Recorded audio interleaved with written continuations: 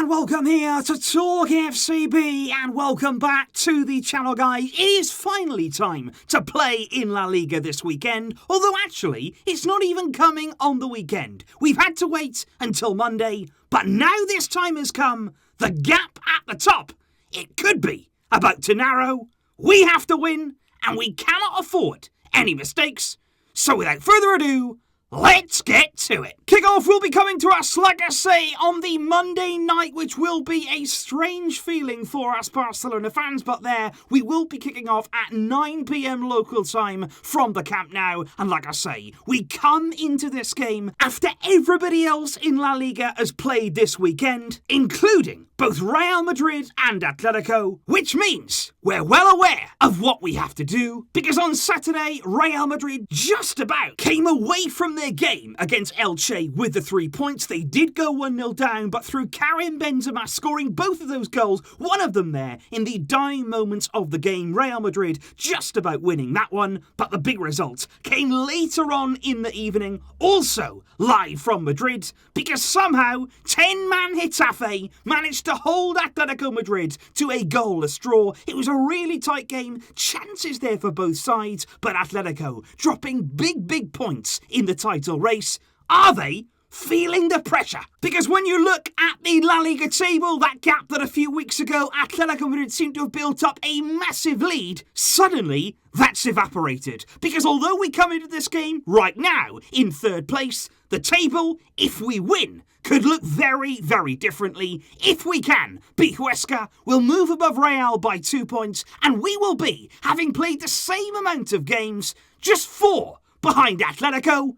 And remember, we still have to play them. And I think for us Barcelona fans coming into this game, guys, right now, we are feeling good. We are feeling really motivated for this title race. Because from the outside, many people probably believe that, having seen us go out of the Champions League against PSG, we didn't even win the second leg on the night. People may think that we're disheartened right now, that we're not really looking forward to our games to come. But honestly, that couldn't be further from the truth. We can't wait for this game to come, because honestly, we want to see what we can do. We want to see how we follow up that display against Paris Saint-Germain. Are we going to see that same sort of energy? Are we going to see the same intensity, that ability there to absolutely smother our opponents? And I think it is going to be a really fascinating game. And I also thought it was really cool how our opponents, Huesca, have actually created here a special captain's armband solely for this game, which, as you can see, has been carefully designed there to illustrate all of the different elements there in the history of Barcelona. You've got La Masia, you've got Johan Cruyff, the Dream Team, the Sextuple, and of course Messi there, which they have represented him by using a goat, which is very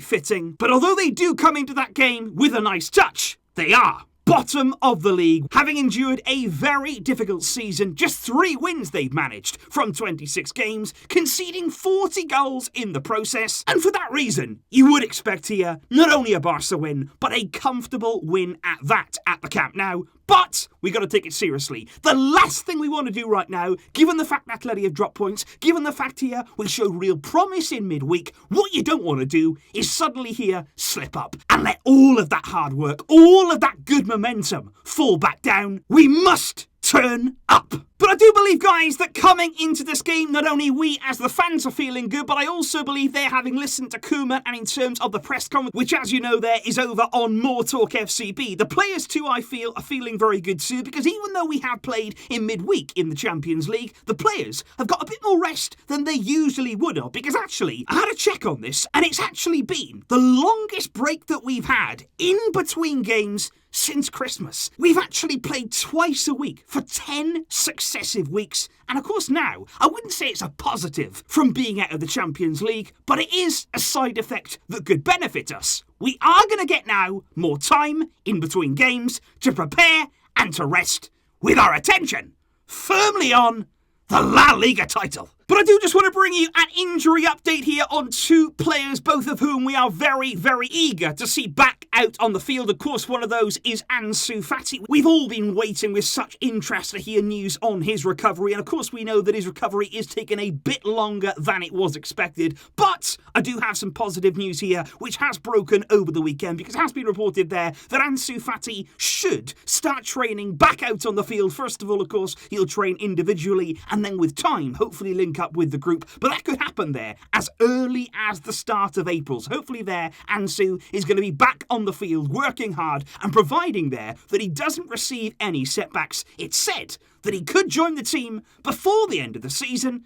and he still hopes to go to the Euros. There's also some really positive news as well when it comes to our absolute dominator, Ronald Araujo, because he's of course missed the past few games with injury. He was close to coming back against PSG, but he didn't quite get there in time. But it looks like for this game, he'll be absolutely fine. He's trained for the past 2 days without any problems, and I think we can all say it'll be a big, big relief to see Araujo back at the heart of our defence. And in terms of the team selection from Ronald Koeman, this is going to be a very interesting game, because will he make that many changes from the team that played in midweek, given the fact that we did play so well, and also the fact here we've had a bit more rest, so I don't think we're going to see an abundance of changes because the performance was that good. I personally would stick with the same system. I can understand the people who are saying maybe we don't need all those defenders in a game like this, but also you've got to understand here that 3 at the back, it also helps us going forward. You allow those wing backs there to be expansive, to give us that width. They love to go forward, and they're as good as anybody when they get into those areas. And I would also still play Frenkie de Jong at centre-back, and then alongside him,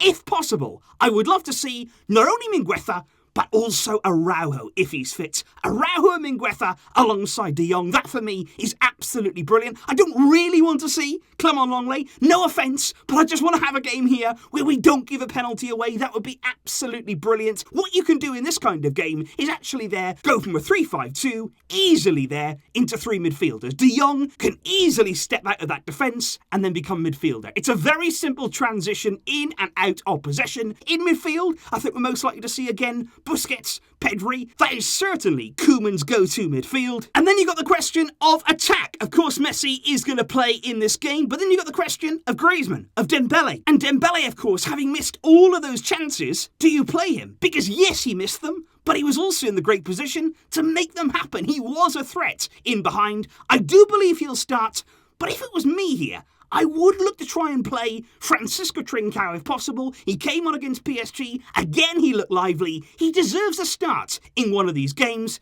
And I think Braithwaite as well would be knocking on the door. And of course, guys, in terms of the predictions, it is absolutely no surprise to me that coming into this game, you are confident, you are feeling good, and you are expecting not only a win, but a comfortable and a healthy one at that. Many of you guys, the majority, going for a win, not by 3, but by 4 goals against Huesca.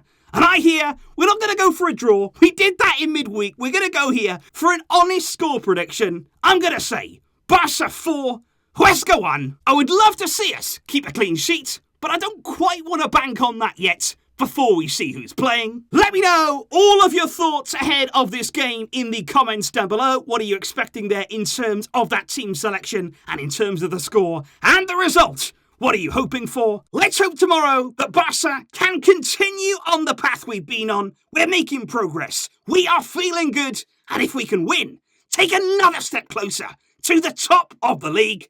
I'll see you on Monday for the match review. Yep, that is weird. I'll see you then, guys. Thank you for your support.